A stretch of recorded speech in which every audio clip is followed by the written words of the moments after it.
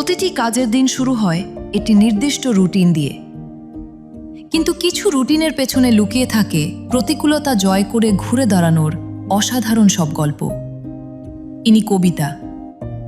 আজ তিনি আত্মবিশ্বাস এবং স্বনির্ভরতার সাথে কাজ করছেন, কিন্তু তার এই অবস্থানে আসার যাত্রাটা মোটেও সহজ ছিল না। 11 নভেম্বর 2024 একটি সড়ক দুর্ঘটনা নিমিষেই তার জীবন বদলে দেয়। 2024 সালে 16 জুলাই বাদাস ফ্যাশনে জয়েন করি এবং আলহামদুলিল্লাহ আল্লাহ রহমতে পরিবার ভালোই চলছিল। তারপর প্রতিদিনের মতো এই বাসা থেকে ফ্যাক্টরির উদ্দেশ্যে বের হই। ফ্যাক্টরি আসার পরে শুনতে পাই যে ফ্যাক্টরি বন্ধ। পরে আবার বাসায় যাওয়ার পথে এই গাজীপুর বাইপাস মাস্টার গার্মেন্টসের সামনে অ্যাক্সিডেন্ট হয়। পিছন থেকে একটি ট্রাক এসে ধাক্কা দেয়। পরে আমার ডান পায়ের উপর দিয়ে যায়। পরে ওইখান থেকে সদরে নিচ্ছে, সদর থেকে পরে পরিবার গেছিল, পরে ওইখান থেকে পঙ্গুতে নিয়ে গেছে। ওইখানে 1 মাস 7 দিন রাখার পরে আমার ডান পাটা কাটা ফেলার লাগছিল।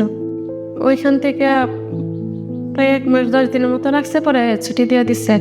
তখন সবথেকে বড় বই এটাই ছিল যে হয়তো আগের মতো স্বাভাবিক জীবনে ফিরতে পারবো না, চলাফেরা করতে পারবো না, কাজ করতে পারবো না। কিন্তু কবিতাকে এই পরিস্থিতির সাথে একা লড়তে হয়নি। তার কর্মক্ষেত্র তাৎক্ষণিকভাবে এগিয়ে আসে এবং এই পুরো সংকটের সময় তার পাশে থাকে। GIZ এর আর্থিক সহযোগিতায়, BBDN এর কারিগরি সহায়তায় ব্রাদার্স ফ্যাশন লিমিটেডের এই কারখানাটি আগে থেকেই রিটার্ন টু ওয়ার্ক প্রশিক্ষণ পাওয়ায় তারা তাৎক্ষণিকভাবে তাদের অভ্যন্তরীণ রিটার্ন টু ওয়ার্ক সিস্টেম চালু করে। কাজে ফেরার প্রক্রিয়া শুরু করতে এবং কারিগরি নির্দেশনার জন্য return to work coordinator BBDN এর সাথে যোগাযোগ করেন। তিনি BBDN এর পাশাপাশি কারখানার HR, কমপ্লায়েন্স এবং মেডিকেল টিমের সাথে সমন্বয় করে কর্মীর পুনর্বাসন, কাজে ফেরার পরিকল্পনা এবং EIS পাইলটের আওতায় প্রাপ্য ক্ষতিপূরণ ও দীর্ঘমেয়াদী আর্থিক সুবিধা নিশ্চিত করার প্রক্রিয়া শুরু করেন। 2024 সালে GIZ এর সহযোগিতায় BBDN কর্তৃক আয়োজিত একটি RTW ট্রেনিংয়ে অংশগ্রহণ করি এবং এর আলোকেই আমরা RTW সিস্টেম, RTW কমিটি ও সমন্বিত পরিকল্পনা তৈরি করি। EIS এবং BGB এর সাথে সমন্বয় করে তার এককালীন এবং মাসিক আর্থিক সুবিধা নিশ্চিত করে এবং পাশাপাশি CLP এর মাধ্যমে আমরা তার দীর্ঘমেয়াদী পুনর্বাসন এবং তার চিকিৎসা, কৃত্রিম পা এবং প্রয়োজনীয় সহযোগিতার এবং প্রয়োজনীয় প্রশিক্ষণের ব্যবস্থা করি। 2025 সালের অক্টোবরে কবিতার একটি কৃত্রিম পা সংযোজিত হয়। 2025 সালের ডিসেম্বরের মধ্যে তিনি তার পুনর্বাসন প্রক্রিয়া সম্পন্ন করেন এবং কার্যকরীভাবে চলাফেরা সক্ষমতা ফিরে পান। প্রায় 1 বছর 2 মাস পর কবিতা তার কাজে ফিরে আসেন।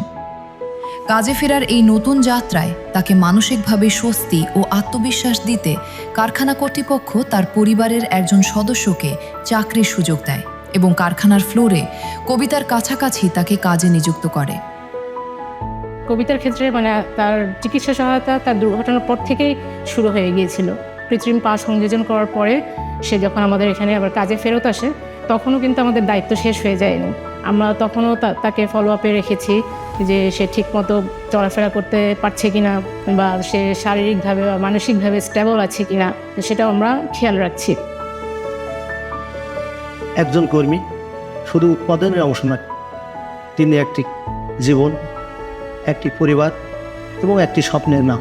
আমাদের লক্ষ্য হলো এমন একটা কর্মপরিবেশ নিশ্চিত করা যেখানে দুর্ঘটনা মানে কেরিয়ারের সমাপ্তি নয়। BBDN ও GIZ আমাদের কবিতার ব্যাপারে প্রথম থেকেই সহযোগিতা করে আসছে। তার চিকিৎসা, তার ট্রেনিং, সার্বিক সহযোগিতা করে তাকে আবার আমাদের কর্মে ফেরত দেওয়ার জন্য আমরা কৃতজ্ঞতা জানাচ্ছি। আমরা আশা করি ভবিষ্যতে তারা এভাবেই সমাজ এবং দেশকে এগিয়ে নিয়ে যাবে।